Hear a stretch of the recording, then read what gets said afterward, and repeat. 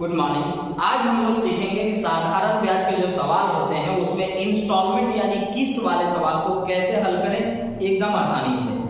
तो आपको एक सवाल मैं आपको यहाँ देखिएगा कराने वाला हूँ, दूसरा सवाल ये आपको बताना होगा। तो पहले डिटेल में समझ जाइए। अगर आप जानते होंगे तो दोनों बना करके कमेंट कर दीजिए, और अगर नहीं जानते होंगे तो देख लीजिए। एक सवाल बताऊंगा, दूसरा आपको इतना बढ़िया बता दूंगा कि आप दूसरा कमेंट कर ही लेंगे, आप बना ही लेंगे एकदम आराम से। सवाल है कि 944 रुपए की एक राशि 4 बराबर वार्षिक किस्तों में दे है। दे का मतलब मिश्रधन होता है, अमाउंट होता है, यानी 944 रुपया कुल मिलाकर के फिक्स कर दिया गया। यही चीज आपको देना है। आपको यदि साधारण ब्याज की वार्षिक दर 12% है तो प्रत्येक किस्त का मान क्या होगा? आप समूह मान सकते हैं। जो गांव देहात में पहुंच चुका है समूह, आप देखते होंगे कि जब कभी भी आपको लोन दिया जाता है तो पूरा कैलकुलेट कर लेता है और फिर बोलता है कि 2 साल का है, 3 साल का है, और आपको मालूम है कि हर महीना या हर सप्ताह आपको इंस्टॉलमेंट फिक्स रखना है। आपको जो है एकदम फिक्स देना है। तो जैसे ही आप फिक्स देंगे वो क्या होने वाला है, वो आपका फिक्स हो जाएगा, यानी हर साल या हर महीना सेम देना पड़ेगा। वही चीज यहाँ पे करना पड़ेगा। तो ध्यान रखिएगा, नियम ये कहता है कि साधारण ब्याज पर 1 साल पर ब्याज नहीं लगता है। नियम यही है, नियम ये है कि 1 साल पर ब्याज नहीं लगेगा। अब बनाने के लिए इसको बेसिक से आप कई तरीके से बना सकते हैं, लेकिन जो मैं तरीका आपको बताने जा रहा हूँ बहुत बेहतर है, हर सवाल पर लगेगा और इसको आप बनाइएगा वैसे ही। देखिए, जितने साल का है मतलब जितने साल में आपको देना है उतना 100 रुपया आप फिक्स कर लीजिए। और आपको मालूम है कि 100% का मतलब मूलधन होता है, उतना 100 रुपया आप फिक्स कर लीजिए। 2 साल का है 200, 3 साल का है 300, 4 साल का है 400 फिक्स कर लीजिए। और उसके बाद एक चीज केवल ध्यान रखिएगा कि साधारण ब्याज पर 1 साल का ब्याज नहीं लगता है। यानी अगर 5 इंस्टॉलमेंट में देना है तो 4 इंस्टॉलमेंट का ही ब्याज लगेगा। अगर 4 इंस्टॉलमेंट यानी किस्त का देना है तो 3 पर ब्याज लगेगा। अगर 3 इंस्टॉलमेंट का देना है तो सिर्फ 2 पर ब्याज लगेगा। इस बात को ध्यान रखिएगा।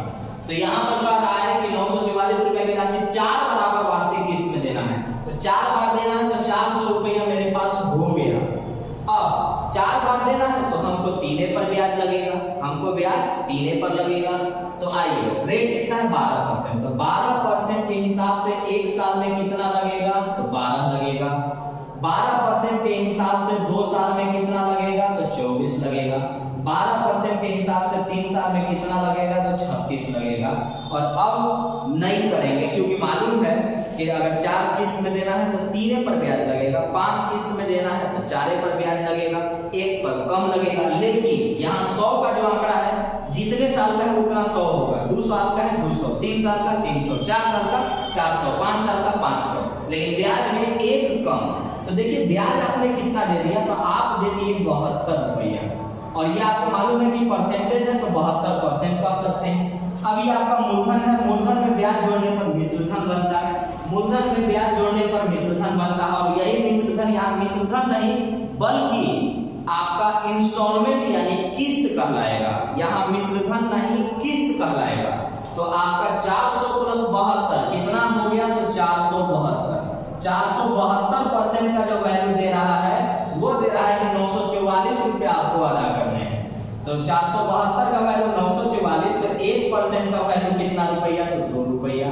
तो 100% का मतलब क्या होता है? किस्त होगा। यहाँ 100% का मतलब यहाँ पर किस्त होगा। ऐसे 100% मतलब मूलधन होता है, लेकिन यहाँ मूलधन तो आपको निकालना नहीं है, आपको बताना है इंस्टॉलमेंट। तो 100% का यहाँ मतलब इंस्टॉलमेंट आएगा, किस्त आएगा। यानी प्रत्येक किस्त आपको 200 रुपए अदा करने हैं, 200 रुपए अदा करने हैं। तो आपका आंसर आया प्रत्येक किस्त आपको 200 अदा करना है। अब सेम सवाल है कि 5 वर्ष बाद 3600 रुपए का ऋण बराबर वार्षिक किस्तों में आपको चुकाना है। यदि साधारण ब्याज की दर 10% है तो प्रत्येक किस्त का मान क्या होगा? ये आपके लिए होमवर्क है। एक बार फिर से सुनिएगा बनाने का तरीका। जितना किस्त में देना है उतना 100 रुपया हो जाएगा। 4 किस्त में देना है 400 हो जाता, 5 किस्त में देना रहता 500 हो जाता। अब जितना किस्त में देना है उससे 1 साल पर ब्याज नहीं लगेगा। 4 किस्त में देना है तो 3 साल का ब्याज लगेगा, 5 किस्त पर देना है तो 4 साल का ब्याज लगेगा। तो हमको 4 किस्त में देना है तो 3 का ही ब्याज लगेगा।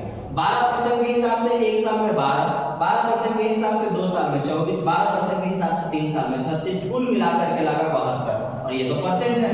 72% और प्लस ये मूलधन कहलाता है। 100% मतलब क्या, मूलधन। तो ऐसे ऐसे 400%, तो ये मूलधन प्लस ब्याज होता है मिश्र धन। और मिश्र धन को यहाँ पर यहाँ देखिएगा वार्षिक दे मतलब मैंने मिश्र धन ही बताया, यानी आपका अमाउंट 944 रुपया फिक्स किया गया है, ये वाला आप इंस्टॉलमेंट में कैसे चुकाएंगे।